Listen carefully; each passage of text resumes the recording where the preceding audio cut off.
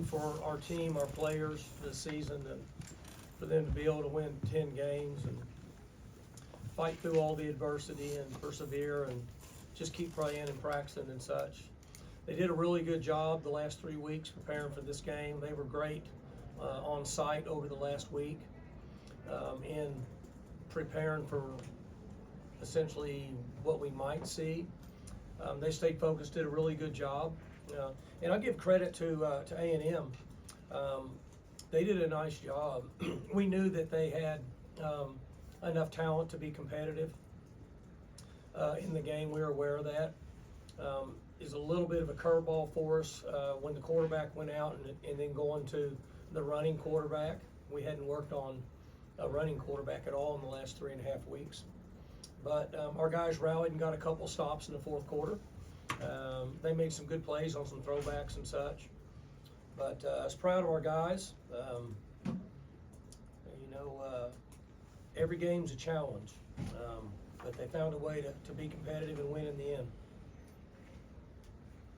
Mike, huge games for Presley and Owens. Did you know you had an advantage with those guys against the A&M secondary? We felt like that we could get the ball out in the flat they had some different players in, and we felt like that we'd be able to attack that. They made some adjustments into the third and fourth quarter for that, which allowed us to get Ollie to run the ball a little bit more. It was hard for Ollie to run the ball with the way they were playing, inserting an extra guy in the box pretty much the first half and vacating the flats. But obviously Brennan had a great game, and so did Rashad. Leon has 4 catches for 86, and nobody's talking about him. All those guys really had a good game. Talk about how Ollie was able to get 118 yards. It was a lot of between the tackles type of stuff. Yep. It wasn't easy yards, but just how he was able to amass those numbers even though they were doing what they were doing. Well, and it wasn't easy based on what they were doing. Their defensive coordinator is, in my opinion, is really good. I think he's really smart. They were the #1 defense in the SEC this year. Now they're down some players, but their concepts were the same. 3 down, 4 down. They chose to insert a safety to stop the running game, and it was tough. It was tough to run up through there, and so that's why we had to get the ball out on the perimeters, let these guys go up and make plays. We won the battle in the 50-50 throws today. And when that happens at wide out, you're generally going to have a good offensive day. Mike, what is a 10-win season in the grand scheme of things? What does it mean to your program? Well, it's the same thing we talked about a few weeks ago. There's been a lot of talk about the bowls and such, and so we stayed with what our philosophy is going to be. We wanted to have spring practice with about 25% of our practice preparing for what we thought we would see from A&M. And it was difficult, I'll be honest with you, because you're just kind of reaching for what you're going to see. But I also said it's important that you play to win the game. That'll always be important to us. If we're going to compete, whether it's in a bowl game, no matter who's coaching or what's going on or out here in the parking lot, we're going to try to compete and find a way to win. I think that's very, very important for Oklahoma State, and I think it's important for college football. And somebody told me we went 8 times now with double-digit wins since I've been the head coach. I'm not sure if that's correct or not. Somebody just said it, but that's a big mark.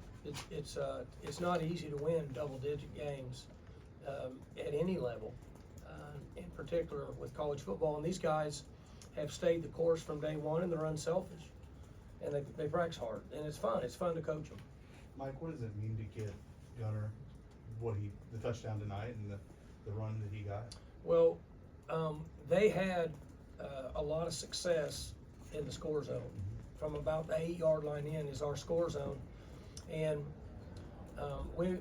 I watched a couple of days of tape, and we don't know who's playing for them, but they have a number of good players. So either way, they had done a good job with their girth inside, and we had a concept for him. We had 4 or 5 plays where if they wanted to lighten the box, he would run it, and if they wanted to go heavy and press up on him, we're going to throw it. We felt like that we might need that in this game just based on their mass. So we had worked that from day one for 3 weeks. it just worked out in this game that we only got inside the 8 one time. Or I think maybe he ran it in from the 9, whatever it was. The other scores we had were from way out or from the 1 yard line when we wanted to go turbo and plunge it in with Ollie. But we had a package for him because we thought we might need the extra body with using Ollie as a blocker or whoever's at running back to give us that number to run the ball in. Mike, what would it mean to have Alan Bowman back next year with the way he kind of changed this season and played tonight? Well, we've got a number of guys that are coming back, a large percentage of guys. Now, we still have some that have waivers to go through, so we're not sure where those are at, but the large majority of the players that are on this team that have the chance to come back have said that they want to come back. I think they like the chemistry of the team. They like competing with each other against whoever we're playing. And they feel like that we can make a really good run next year. And so the core leadership that we have can lead us through the winter. So my message to them, and I'll get to talk to them now because everybody's scattered, but when we get back in the middle of January, will be if they'll stay humble and they'll stay unselfish and continue to work, then they have a chance to be a really good team. And I think we have enough returning leaders to get that accomplished. Mike, following up on that, there's a lot of teams this time of year, like A&M, that is undergoing a lot of roster change, coaching changes, instability. Where do you feel like you guys are now, even compared to this time last year, with the stability that you've had, and like you said, a lot of guys wanting to come back next year? First off, we all know this, that there's instability and volatility in college football. It's day to day.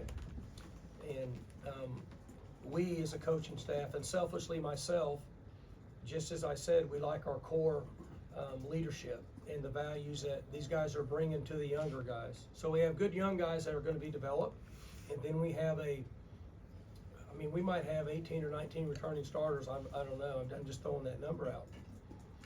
So we're a stable organization, and these guys have to decide what they want to do. Now, selfishly, as a coach, you want everybody to stay the course and be back. But sometimes players have something that could be better for them in their future, and coaches have to respect that. We had some guys leave last year, and then we tried to replace guys that left with the same maturity and positions that guys that went out. And a number of those guys made a lot of plays for us this year. And so that's the way we'll handle it. But we have made adjustments as coaches. I have made adjustments as a head coach in trying to stay ahead of the volatility of college football. And the one thing that we can do as coaches is take care of our players, be upfront and honest with them, and continue with discipline, structure, and accountability and loyalty. And then they make the decision on what they want to do. They play the games, we don't play the games. Rashad, can you, This will be the last couple of questions for Coach, then we'll cut him loose for those, so we get to the athletes. well, let's go back to you then, Mike. You get the ball back, they cut it to 1-score game with 5 minutes left. Right. And Allen had thrown a couple of picks in the Right. second half. And yet, to move the ball, run the clock, you went back to the air. What was behind that decision? They were, they're crashing the gaps, they're coming inside, and they had one and a half extra people in the box. And so, it's a math, football is math, it's a numbers game. We have to trust that we can throw and catch. And there were times last year and early this year that we just tried to force it in there and beat our heads against the wall, and didn't work out for us. So we looked at it as an offensive staff and said, if they're going to do that, there's a difference between one extra guy and trying to run away from him. But when there's a man and a half and even 2 extra guys, you have to throw the ball, because we knew we needed 3 first downs, because they had all their timeouts. So we needed 3 first downs. So my conversation with them is we have to play football and try to use the clock and force them to use their timeouts. And then when there was 4 minutes left, I told the defense, I said, if for some reason we have to punt and they get the ball back, we're ahead by 8 points. So we need to be in an all blitz mode, and we need to roll the dice. And if they score, they score. They gotta go for 2 just to tie. We're still gonna go to overtime anyway. So we need to force our hand defensively and attack them and see if they can make a play in an all-out blitz mode and try to set them behind the chains. Because at that time, they were gonna have maybe 1 timeout after we got that first down. So that was our plan from about that 3:40 mark moving forward. Your original question, why did we do it? We felt like we have to trust our guys. We gotta throw and catch. Mike, you talked about 50-50 balls earlier. Mhm. Big piece of that was Rashad. Mhm. Talk about what he meant, not just tonight, but since you moved him into the starting lineup and when you had to. Well, I've said this, over the last 9 or 10 games is we've had a few guys on our team that started out down in the depth chart and they worked their way up and then they took over when we needed them and they played at a really, really high level. And he's one of them. And continue to make plays. You guys have seen him make plays over the last 2 months of the season. And we trust him. And he and Leon did a great job of going up and getting 50-50 balls in this game. And if you're gonna overload the box, you're gonna insert safeties, then we have to get the ball and use the width of the field. And then if they're gonna press us, you can't use the width of the field, you gotta get the ball over the head. It's real simple. Or you're gonna be running into an extra man and a half and usually can mean a long night. They can still play good up front and play good defense with the players that they have. So they made plays. That's what has to happen in games like this. You have to make plays, find a way to move the ball when they're pressuring the box. Hey, Mike, Last just- question for Coach. Just to clarify, with Allen, is his waiver situation still up in the air? You guys don't know what? I haven't heard anything. We talked about this, there's, the timeline with them is, we don't know much. Yeah. So, could be 3 days, could be 3 weeks.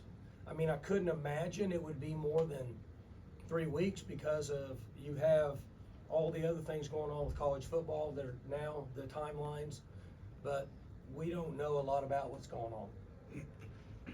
You like Presley throwing the pass more than Ollie? Well, that, he at least threw to our guy. But you know what's interesting on that? Which nothing surprises me with Brennan anymore, and we talked about this. He did a really good job of run, and then go late, which worked. And Brennan started getting pushed sideways and had a little pressure in his face, and he had to throw the ball about 40 yards. I think I counted 42 yards in the air. That's hard to do when you're 5 foot, whatever he is. He can run full speed under this table and not bump his head. And for him to throw that ball like that was really impressive. And then he went out and made a catch. Okay, Coach, thank you. Good, all right, thank you.